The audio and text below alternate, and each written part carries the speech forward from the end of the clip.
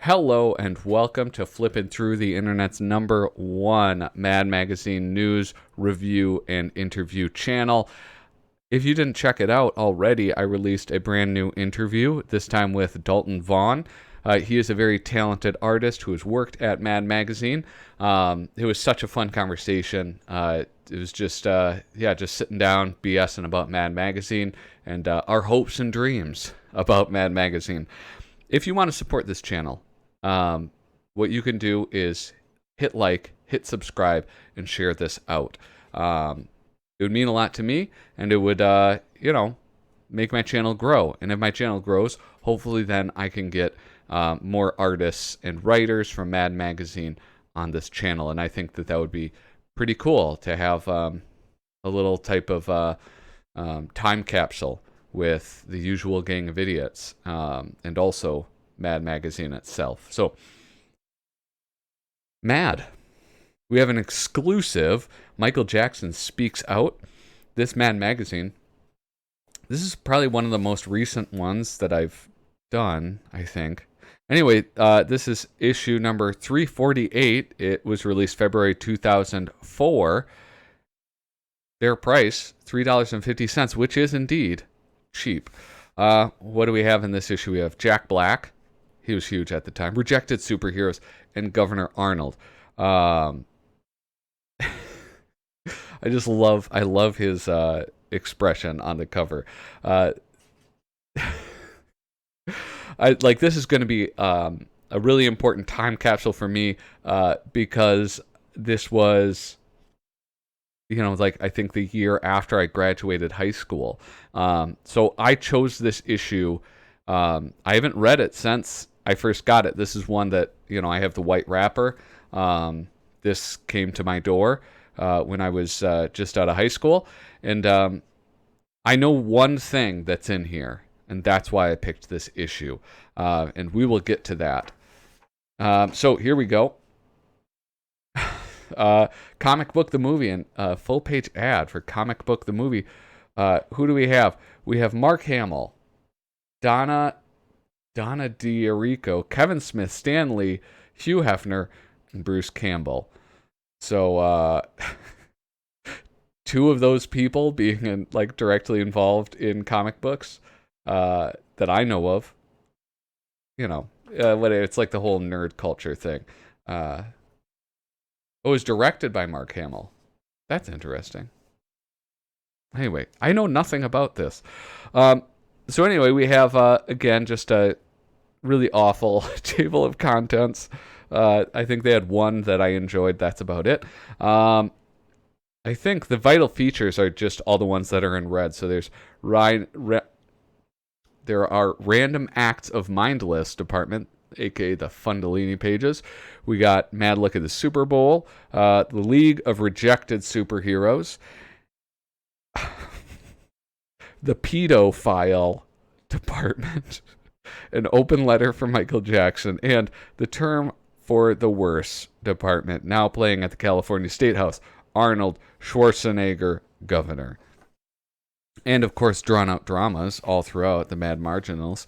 Look at that.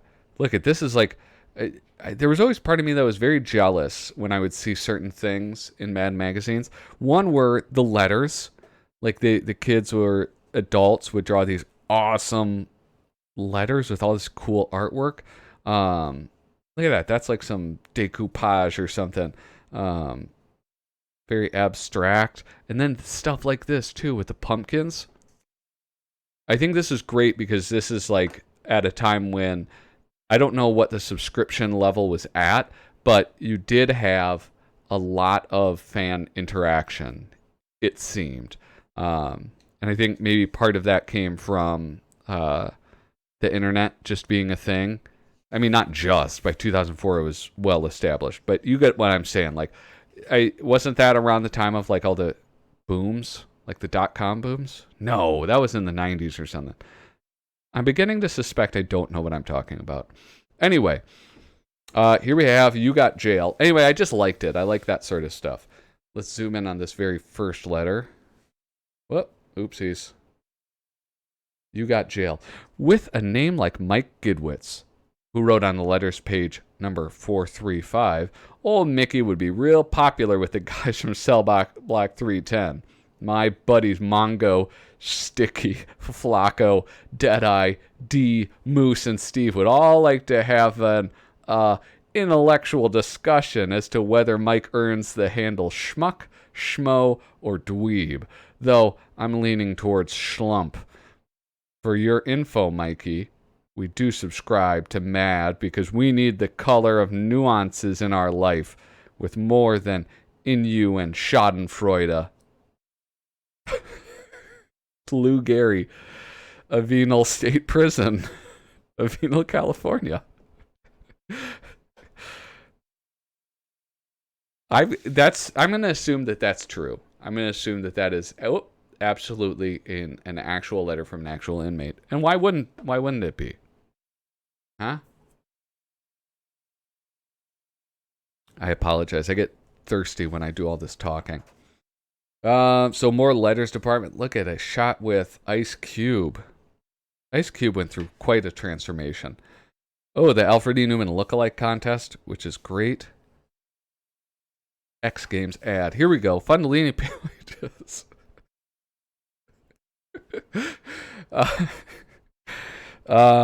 So I want to know who wrote this, but they don't. They're not giving credit.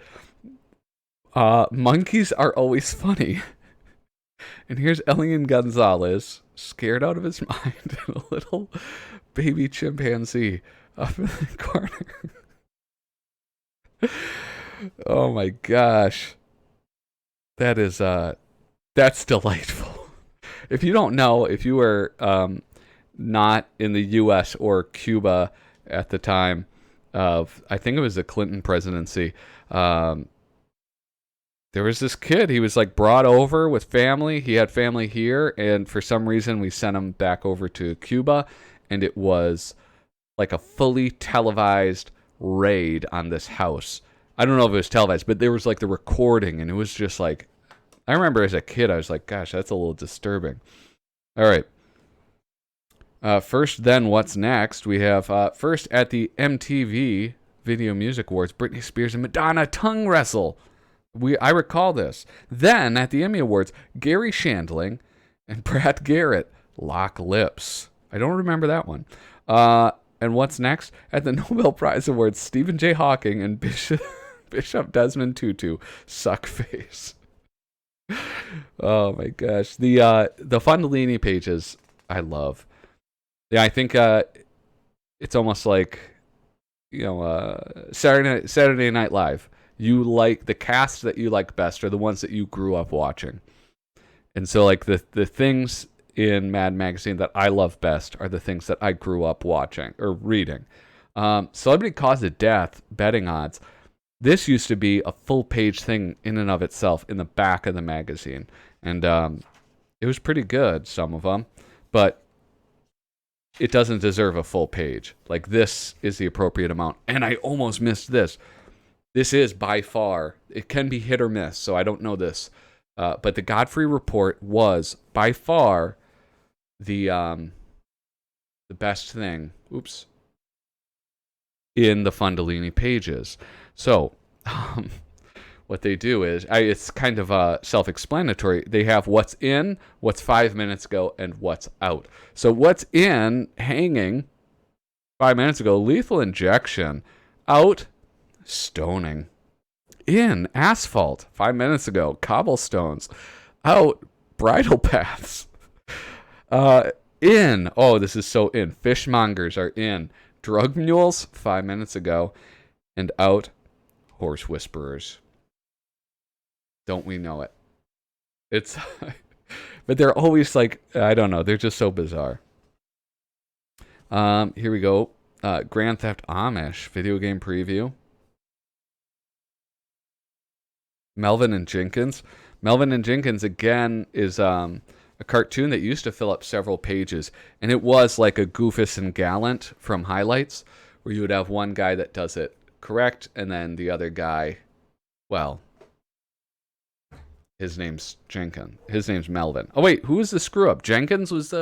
Melvin was the screw up.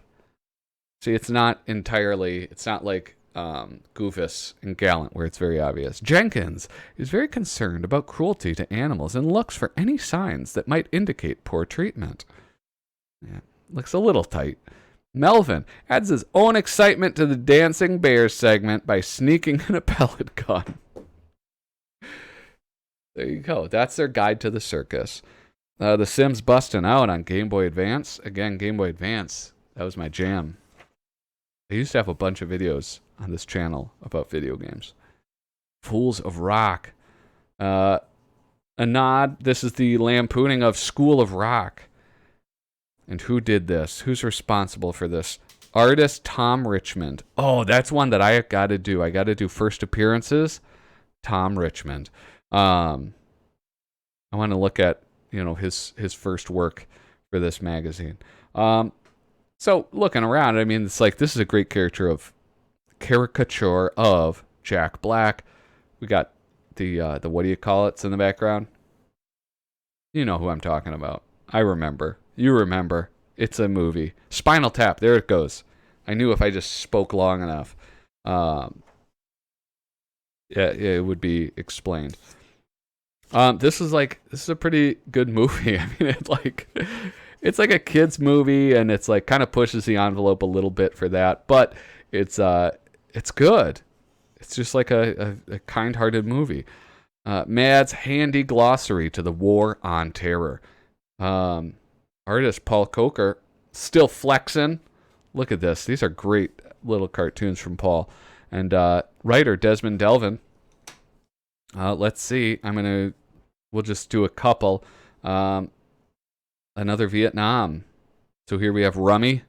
That was George Bush had a tendency to kind of give pet names, and I think he coined the term Rummy, which is like there was a few others that he would just nicknames, and they weren't mean-spirited nicknames like Donald Trump does, where he'd be crooked Hillary, Lion, whatever, Leroy. I forget who was running against him.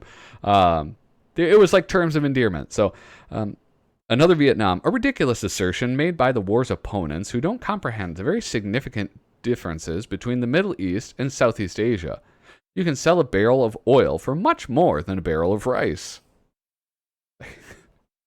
That's cynical humor. Bring it on. W's taunt to America's enemies apparently meant to intimidate the sort of people who already blow themselves up with a smile. I like that one. Perhaps still cynical, but funny. Small pocket of protesters, the continent of Europe.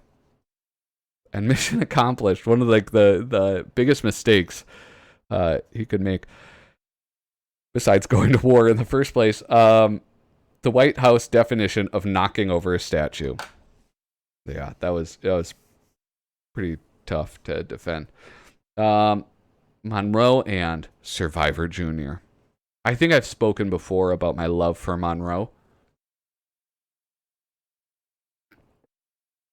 Bill Ray, artist Bill Ray. He's still an artist. He now is like an oil painter, and he does these hauntingly beautiful. He's done this hauntingly beautiful superhero series. There's this sad Superman on a bench, but it's I can't really describe it and give it justice. But there's things about it I love, right? There's this lunatic grandfather, so he shows up, and what are we watching? Survivor Jr. It's like regular Survivor without the naked old men. Somebody call me, and here's his little pointy ass cheeks. Grandpa, where's your pajamas? The sheep on them started attacking me, so I burned them. So he's he's lost it, and but he's very charming. And it's just there's something about all of these illustrations, the diversity of characters, the looks of them, I think is just lovely. I don't know.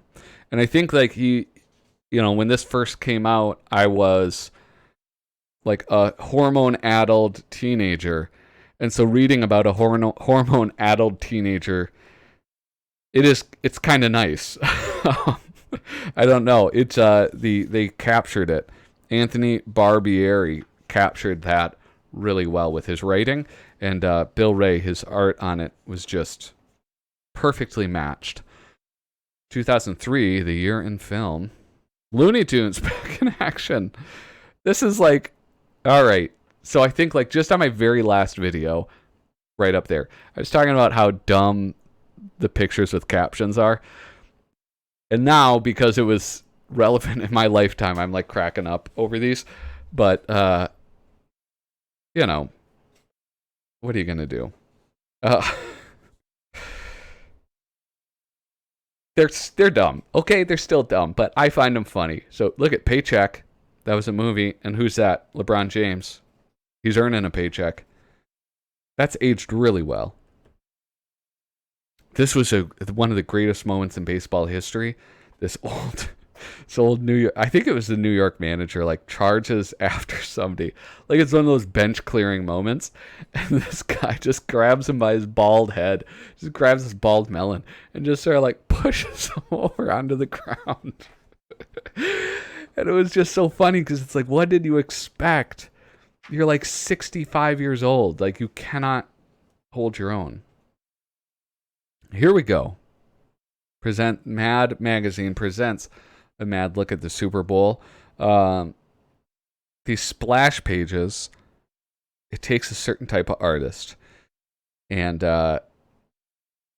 Sergio is that type of artist.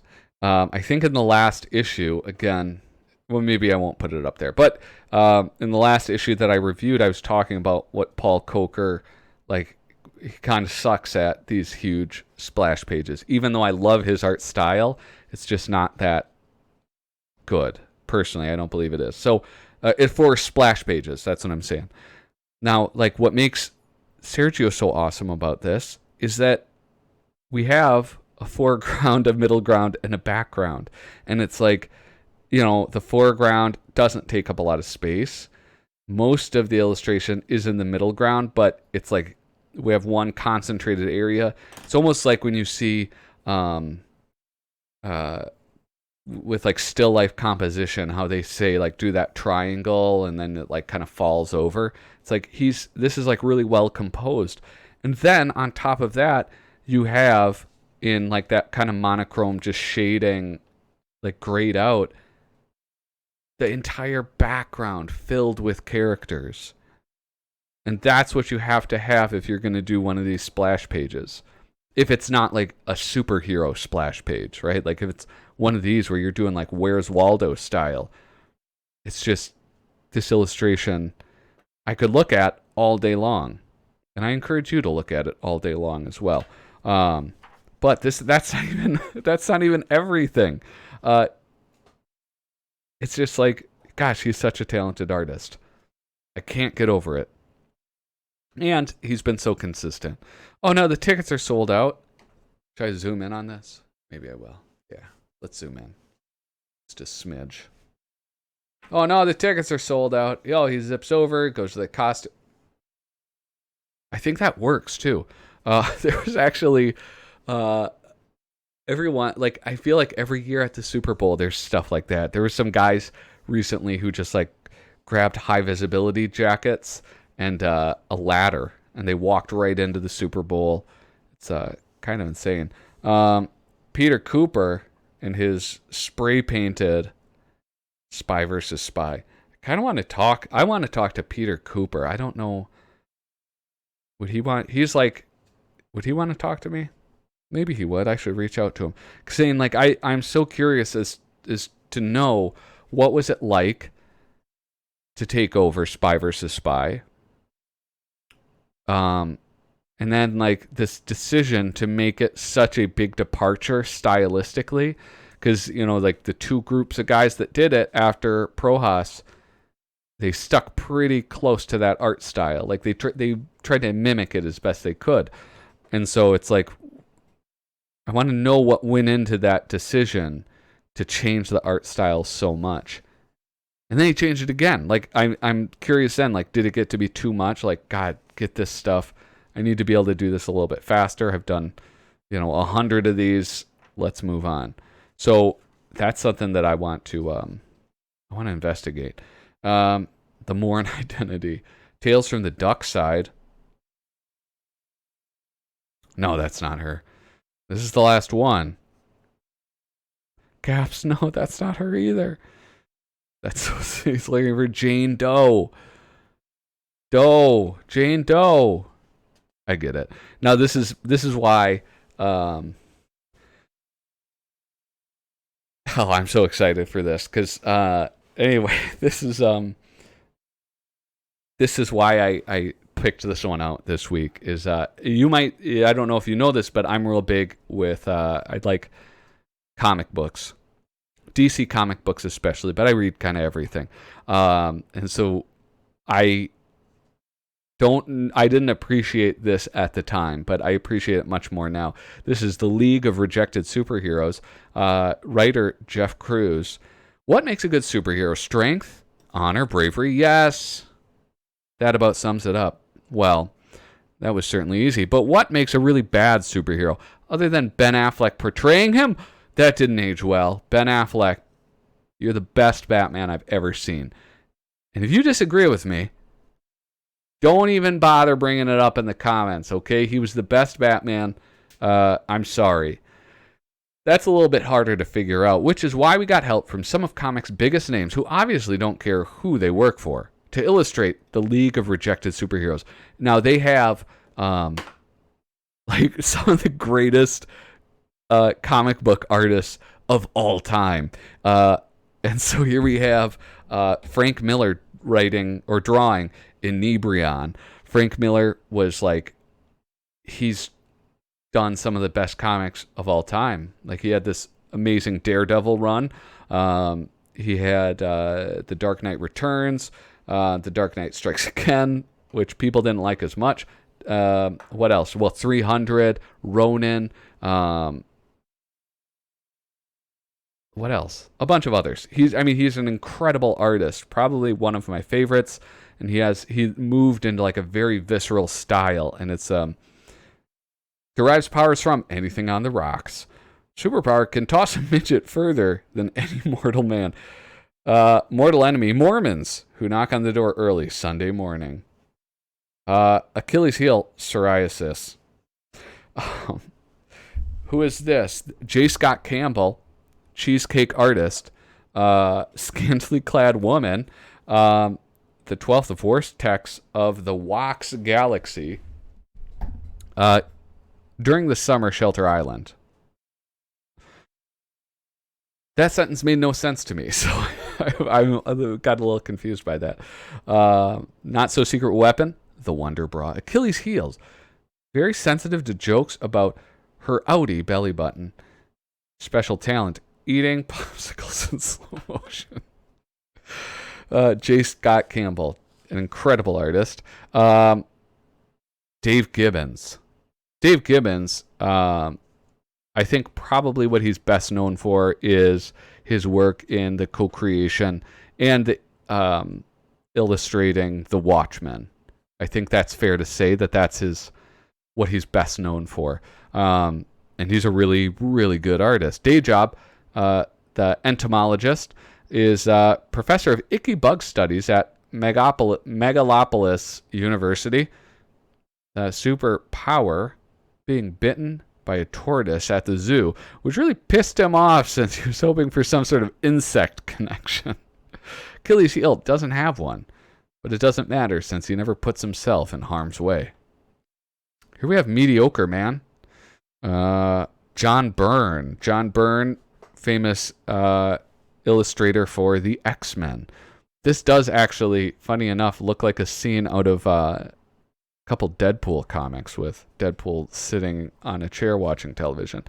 Origin, his father had sex with his mother, thus producing a fertilized egg. Then, about 9 months later, superpowers, ability to see through windows. Guess most answer on Who Wants to Be a Millionaire. Favorite defunct USFL team, the Memphis Showboats. So he's like the Batman, where he doesn't actually have superpowers. We have John Romita Jr. John Romita Jr. has drawn everything. I mean, he's Spider-Man, Daredevil, Superman, Batman. Maybe not the Batman like main comic, but he's drawn everything. Kick-Ass. He was the artist for Kick-Ass. Captain America. He had a run on that. He's amazing. He's an amazing artist. From Globzor, faithful sidekick. Actually, he has none, but he tells people it's Kevin Eubanks. that's so dumb. Catchphrase: "Buy my cereal, kids." What is that? Vocabulin? Oh, I'm dumb. Like vocabulary. Vocabulon. I got it. Michael Allred. I think he's the guy who did like Freaky Guy or I forget. Is he that guy? I don't know. It's some like weird superhero name. I don't know much about Michael Allred, and I'm sure that people will be shocked to hear that I don't know much about him. Profile: uses his awesome knowledge of words to annoy and bore evildoers into submission. Nemesis: the incorrigible perambulator. High school nicknames: Show Off and Dickweed. Oh my god. Apathenia, Queen of Not Giving a Damn. Artist: Art Adams. Art Adams is like a king. He's one of those guys from like, I don't know, like back in the day that was just did all sorts of amazing work. I think he did like Superman and stuff. I know he's well loved. I like his art, but I just don't know as much about it as I do other artists. Resides in So Whatopolis. True identity: who cares? Guiding principle: you're joking, right? Main superpower: ability to sigh and roll eyes upward at the same time. Catchphrase: whatever. Debut: Apathena #1, BFD Comics, 1993. BFD is big flippin' deal, I'm guessing. The Incredible Infringement Man. Artist: Jim Lee. X-Men, Batman. Yeah, he's a Wildstorm. He created them. This is like, I love this illustration. This is amazing. Do we have like Thor's cape? We have Captain America, his top head, Cyclops eyes, Wolverine ears.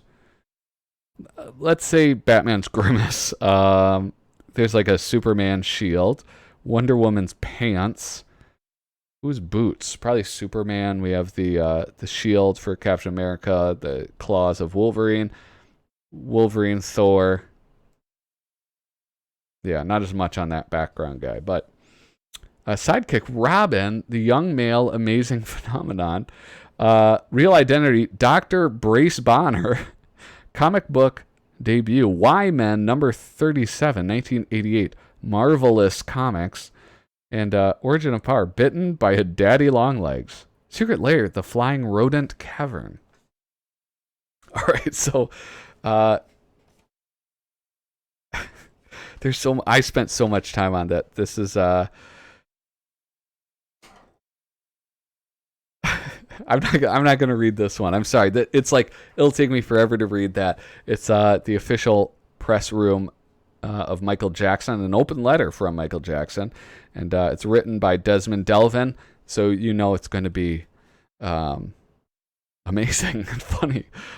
John Caldwell's the do's and don'ts of a Super Bowl party. This is sort of like a gag that gets recycled. I'm pretty sure, like well, we saw it in it's basically the Goofus and Gallant, right? So afterwards, do compliment your hosts on the refreshments. I really love the green stuff and this yellow dip thingy. Don't be such an anal retentive twit as to spend 3 hours dividing the 6-foot sub equally by the precise number of invited guests. That's rude. Absurd their enthusiasm. Angelo Torres, still working into 2004. Wildstorm is the colorist. I mean, he's colored a bunch of stuff. I mean, did he color everything in this? Colorists have like this weird habit. I feel like comic book artists in general, of like giving themselves like silly names. If Norman Rockwell depicted the 21st century, there we go. The boys getting wed. They're at the county clerk's office filling out the paperwork. Marriage licenses. Oh, I thought it was going to be a bunch of them. I wonder, was that something that they did all throughout? Again, this. I love all of these movies. But really? No, I'm not gonna waste our time. He'd blush, but he's yellow. Pac-Man. Another Pac-Man game. Here we have the fold in. As you can see, as a child, I was one of those people that did not fold them in. Will I do it now? No, I won't. Don't make me feel bad about it. You can kind of do it. Nah, that's not even worth it. Anyway, and this was in the advertising age of Mad Magazine. And so you get things like SmackDown, Thursdays on UPN. Now, this is, I'm just going to cover up my information. Not that I still live there, but it says like my full name and stuff. Under penalty of law, do not remove this white wrapper. Applies only if this issue is to be used as a mattress. I guess I could have taken it off. Anyway, here we have it, issue number 438. I hope you enjoyed that superhero bit as much as I did, because it was something that when I remembered it, I had to like re-find this issue and go through it. So I hope you enjoyed it. I really did. Remember, like and subscribe. If you have any requests on videos, put them in the comments below, and I'll do my best. Usually I try to make it the very next one that I do.